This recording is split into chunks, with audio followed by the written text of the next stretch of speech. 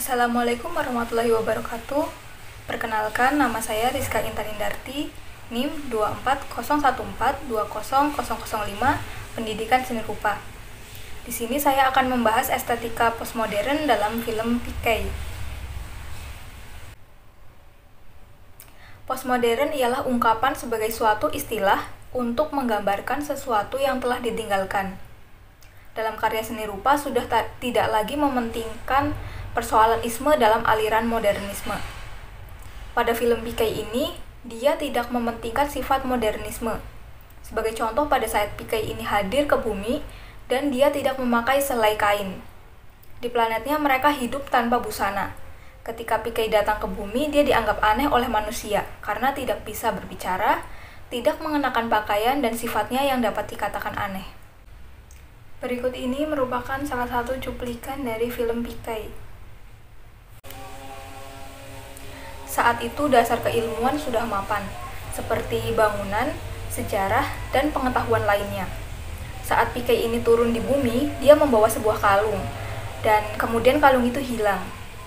Dia mencari-cari tetapi tidak ketemu juga. Setelah mentransfer bahasa dari sentuhan para wanita, Pikai ini bisa bicara. Ia bertanya pada semua orang dan mereka berkata sama. Mintalah kepada Tuhan, Tuhan akan membantumu. Pikai pun penasaran dan dia mengikuti semua ajaran agama yang ada pada saat itu. Suatu hari dia bertemu dengan seorang wanita yang akan membantunya. Pikai sedang berada di kuil dan membeli patung dewa berukuran kecil. Setelah ia meminta untuk menemukan kalungnya dan patung dewa itu tidak mengabulkannya, Pikai sangat marah dan mencari-cari di mana Tuhan yang dapat mengabulkan permintaannya. Ciri pemikiran postmodern dalam film ini juga terletak pada relativisme budaya yang mencakup kepercayaan, tradisi, dan nilai-nilai antar agama yang berbeda. Nilai-nilai budaya dalam tiap kepercayaan ini dirasakan Pikai dalam mencari Tuhan yang sesungguhnya. Suatu hari dia bertemu dengan pemuka agama yang disegani banyak orang. Menurut Pikai ini, sang pemuka agama memiliki suatu hal yang menyimpang dalam berpidato mengenai Tuhannya. Pemikir postmodernisme menganggap bahwa segala sesuatu itu sifatnya relatif, karena harus mempertimbangkan situasi dan kondisi yang ada.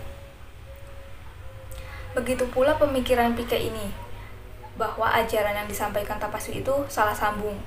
Seperti saat umatnya berkonsultasi, akan tetapi Tapaswi ini berkata kepadanya untuk pergi ke sungai Esratong. Menurut Pikai ini hanya akal-akalan Tapaswi semata. Bagaimana mungkin seorang pemuka agama dapat berinteraksi langsung kepada Tuhan, sedangkan umat lain tidak bisa? Tapaswi mengenali agama seseorang hanya dengan melihat tanda atau penampilan luar saja. Seperti saat Pikai menghadap kepadanya dan membawa sekelompok pemuka agama lain yang penampilannya ia ubah. Tapaswi ini salah menebak kepercayaan mereka.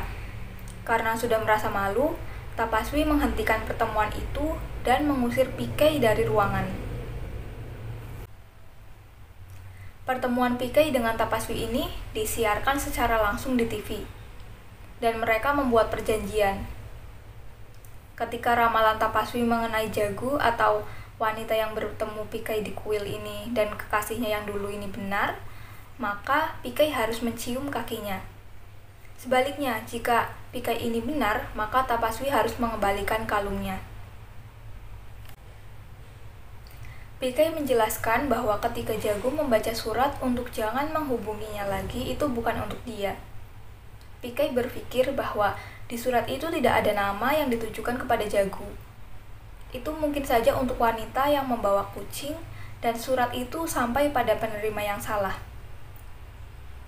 Dengan pemikiran Pikai ini, stasiun TV mencoba untuk menghubungkan kekasih Jagu dengannya. Pada akhirnya, Tapaswi kalah dan harus mengembalikan kalung milik Pikai. Dengan pemikiran Pikai yang berbeda inilah, hubungan Jagu dan kekasihnya kembali membaik. Sekian presentasi hasil analisis estetika postmodern dalam film Piqué. Apabila ada salah kata mohon dimaafkan. Wassalamualaikum warahmatullahi wabarakatuh.